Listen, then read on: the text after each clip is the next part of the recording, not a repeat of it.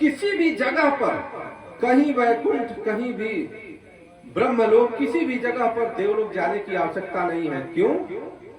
क्योंकि हरि व्यापक सर्वत्र समान, हरि व्यापक सर्वत्र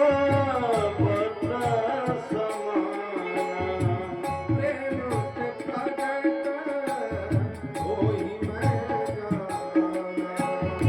प्रेम से प्रगट होई मैं जाना। अब वो कहते हैं कि हरि तो हर जगह है, कण कण में है।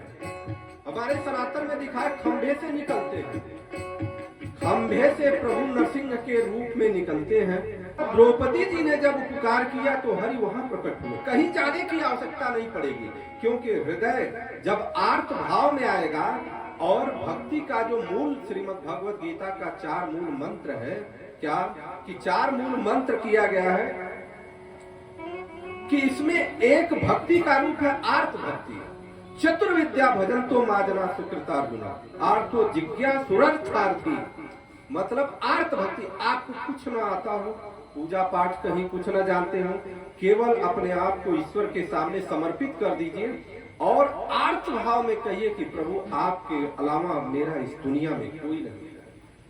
अब आपके अलावा मैं कहीं जा ही नहीं सकता, किसी से मुझे कुछ सहयोग की आवश्यकता ही नहीं है। तो आर्त भक्ति ऐसी भक्ति है कि उस आर्त भक्ति में ईश्वर स्वयं वहां प्रकट होते हैं, क्योंकि वो समझ जाते हैं कि अब इसको मेरे अलावा कोई सहारा नहीं है। जो भी आप कार्य कर रहे हैं, जहां भी है, कहीं जाने की आवश्यकता नहीं। वही बात अब श्री नारायण जी प्रकट हुए, उन्होंने कहा कि आप सभी लोग, सबको अलग अलग ड्यूटी दिया कि सभी लोग विभिन्न रूप से जाइए और धरती लोक पर और अपने अपने रूप को धारण करके अवतार लीजिए, और मैं दशरथ जी के वहां अवतार लूंगा।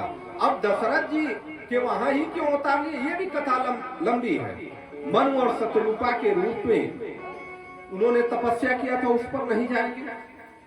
लेकिन दशरथ जी को वह वचन दिए थे कि आपके वहां मैं पुत्र के रूप में प्रकट होऊंगा। नैमिषारण्य में मनु और शतरूपा ने तपस्या किया था, यही जो आप सीतापुर के आगे है। उन्होंने कहा मैं वहीं आऊंगा, और उधर जो ये कहा क्यों दशरथ जी के मन में विक्षोभ पैदा कर दिया, क्या कि मेरी उम्र इतनी अब हो चुकी है, मेरे कोई संतान नहीं है। अब संतान नहीं है तो इतना वैभव है, राजपाट है, देखने वाला कोई नहीं है। और पहले गुरु की परंपरा ये होती थी, इसीलिए राजा के ऊपर महाराजा होते थे।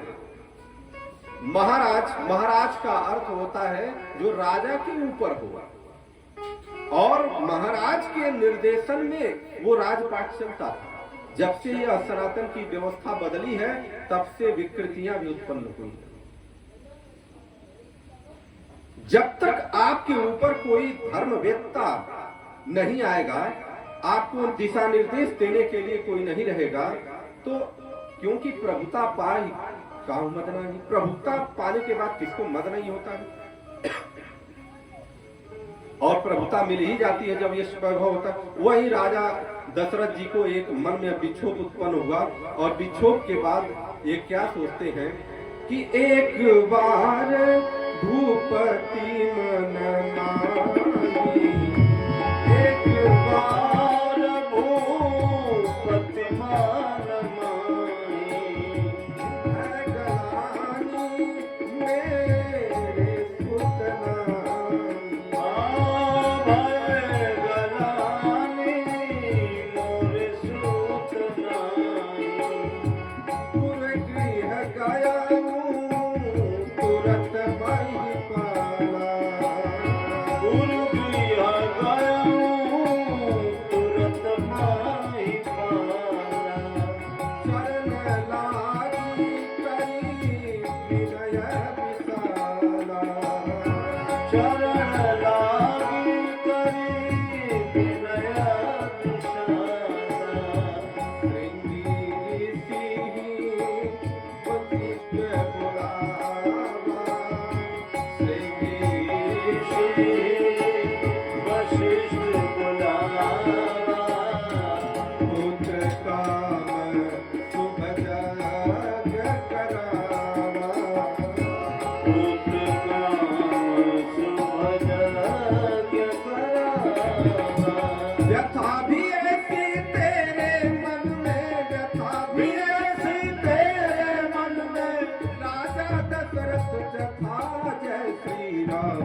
जय